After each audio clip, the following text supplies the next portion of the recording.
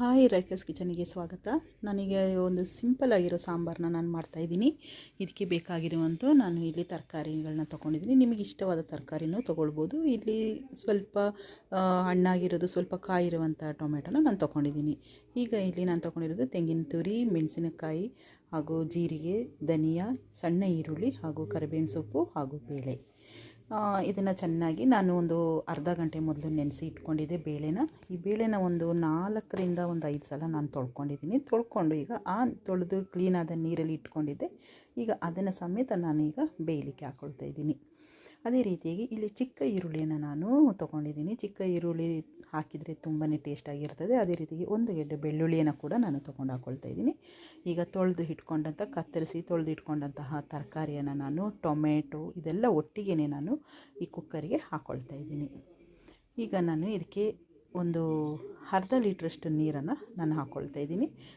ನಮಗೆ ಎಷ್ಟು ಬೇಕು ಅಷ್ಟು ಸಾಂಬಾರು, ನಮ್ಮ ಮನೆಯಲ್ಲಿ ಎಷ್ಟು ಜನ ಇರ್ತಾರೆ ಅಷ್ಟು ಜನ ನೋಡ್ಕೊಂಡು ನಾವು ಸಾಂಬಾರನ್ನ ರೆಡಿ ಮಾಡ್ಕೊಳ್ಬೋದು.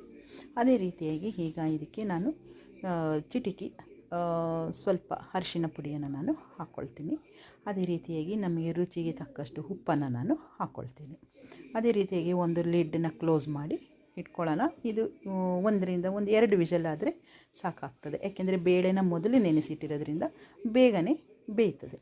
ಅದೇ ರೀತಿಯಾಗಿ ಈಗ ನಾನು ಮಸಾಲೆನ ರೆಡಿ ಮಾಡ್ಕೊಳ್ಳೋಣ. ಇಲ್ಲಿ ಒಂದು ಬಾಣಲೆನ ಇಟ್ಕೊಂಡಿದ್ದೀನಿ. ಆ ಬಾಣಲೆಗೆ ಒಂದು 2-3 ಟೇಬಲ್ ಸ್ಪೂನ್ ಎಣ್ಣೆನ ನಾನು ಹಾಕ್ಕೊಳ್ತಾ ಇದ್ದೀನಿ. ಇದು ಮಸಾಲೆಯನ್ನು ಹುರ್ಕೊಳ್ಳೋಕ್ಕೋಸ್ಕರ. ಇಲ್ಲಿ ಮಸಾಲೆನ ಹುರ್ಕೊಂಡು ಮಾಡೋದ್ರಿಂದ ಸಾಂಬಾರು ತುಂಬಾ ಟೇಸ್ಟಾಗಿರ್ತದೆ. ಇಲ್ಲಿ ಒಂದು 4 ಬ್ಯಾಡಗಿ ಮೆಣಸು, 4 ಗುಂಟೂರು ಮೆಣಸನ್ನ ತೊಗೊಂಡಿದ್ದೀನಿ. ಇದನ್ನು ಚೆನ್ನಾಗಿ ಫ್ರೈ ಮಾಡ್ಕೊಳ್ಬೇಕು.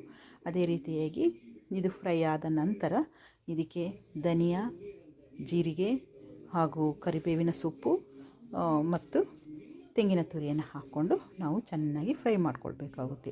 ಇಲ್ಲಿ ಧನಿಯಾನ ನಾನು 2 ಟೇಬಲ್ ಸ್ಪೂನ್ ತೊಗೊಂಡಿದ್ದೀನಿ. ಜೀರಿಗೆನ 1 ಟೇಬಲ್ ಸ್ಪೂನ್ ತೊಗೊಂಡಿದ್ದೀನಿ. ಕರಿಬೇವಿನ ಸೊಪ್ಪನ್ನು ನಾನು ಒಂದು 3-4 ಗರಿಯಷ್ಟು ತೊಗೊಂಡಿದ್ದೀನಿ. ಇಲ್ಲಿ ಇದು ಟೇಸ್ಟ್ ಕೊಡುವಂಥದ್ದು ಕರಿಬೇವಿನ ಸೊಪ್ಪು, ಅದರಿಂದ ಕರಿಬೇವಿನ 4 ಗರಿ ತೊಗೊಂಡಿದ್ದೀನಿ. ಅದೇ ರೀತಿಯಾಗಿ ಅರ್ಧ ಕಪ್ಪಷ್ಟು ತೆಂಗಿನ ತುರಿಯನ್ನು ನಾನು ಇಲ್ಲಿ ಹಾಕ್ಕೊಳ್ತಾ ಇದ್ದೀನಿ. ಚೆನ್ನಾಗಿ ಇದನ್ನು ಫ್ರೈ ಮಾಡ್ಕೊಳ್ಳೋಣ. ಈ ರೀತಿ ಫ್ರೈ ಮಾಡಿಕೊಂಡು ನಾವು ಮಾಡೋದ್ರಿಂದ ಸಾಂಬಾರು ಒಳ್ಳೆ ಟೇಸ್ಟ್ ಕೊಡ್ತದೆ. ನೋಡಿ, ಈ ರೀತಿಯಾಗಿ ಬ್ರೌನ್ ಕಲರಾಗಿ ಬರಬೇಕು.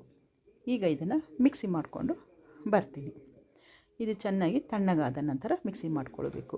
ಈ ಸಮಯದಲ್ಲಿ ನಾನೊಂದು ಟಿಪ್ಸನ್ನು ಹೇಳ್ತಾ ಇದ್ದೀನಿ. ಈ ರೀತಿಯಾಗಿ ತರಕಾರಿ ಸಿಪ್ಪೆ ಹಾಗೂ ಬೆಳ್ಳುಳ್ಳಿ ಸಿಪ್ಪೆ, ಈರುಳ್ಳಿ ಸಿಪ್ಪೆನ ನಾನು ತೆಗೆದು ಇಟ್ಕೊಂಡಿದ್ದೀನಿ. ಇದನ್ನು ಸುಮ್ಮನೆ ನಾವು ಅಲ್ಲಿ ಇಲ್ಲಿ ಬಿಸಾಕಿ ವೇಸ್ಟ್ ಮಾಡೋದ್ರಿಂದ ಪ್ರಯೋಜನ ಇಲ್ಲ. ಅದೇ ರೀತಿಯಾಗಿ ಇದನ್ನೆಲ್ಲ